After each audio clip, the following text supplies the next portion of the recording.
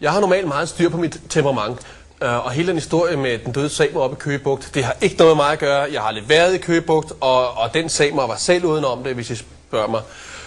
Men jeg må nok indrømme, at de sidste onsdag, der havde jeg besøg af den næstsidste mohikaner, og der flød bæret over for mig. Jeg beskyldte ham for værnemageri, og det vil jeg gerne sige undskyld for. Det er jeg ked af, at jeg har gjort, så derfor har jeg inviteret ham igen. Den næstsidste mohikaner, Laughing Eagle, er i studiet endnu en gang. Og lad mig starte med at sige, lige fra hjertet af, en stor undskyldning for alt det postyr, der var sidste gang. Tuk. Selv tuk.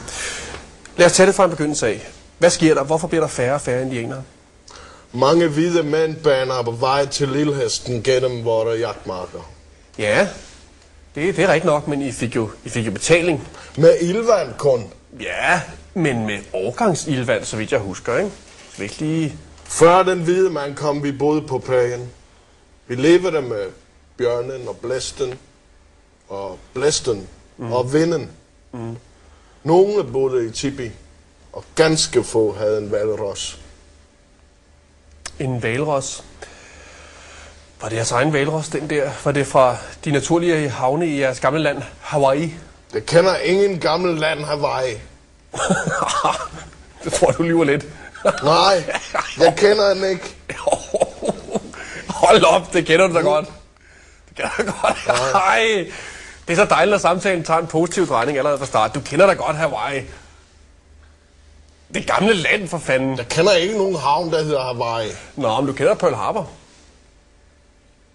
Den røde mand har aldrig været i Pearl Harbor. Hvorfor ikke? Hvorfor ikke været Prøv lige at høre her. Så du bare gør grin med Pearl Harbor nu? Fordi vi er faktisk nogle stykker her i den vestlige verden, der græd, dengang Pearl Harbor blev bombet. Ja, du græder tårer af gammel salt. Hov. Du taler med tvækket tunge. Prøv lige at høre, har jeg forstået dig ret, at dig og dine fjerklædte venner, I har altså stået ved siden af og peget på Pearl Harbor, da bombningen foregik? Du taler som en okse. Prøv lige at høre her, de der røde apparat.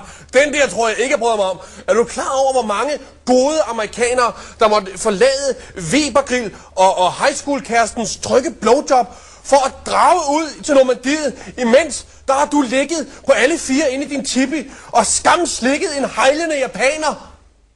Det var ikke mig, der har gjort det. Det har den røde mand aldrig gjort. Jeg kan godt sige dig en ting.